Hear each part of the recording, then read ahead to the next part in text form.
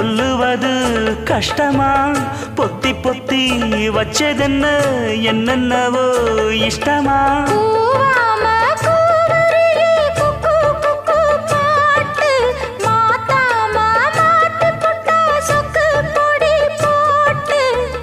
யாரிடத்தில் உன் மனசு போச்சு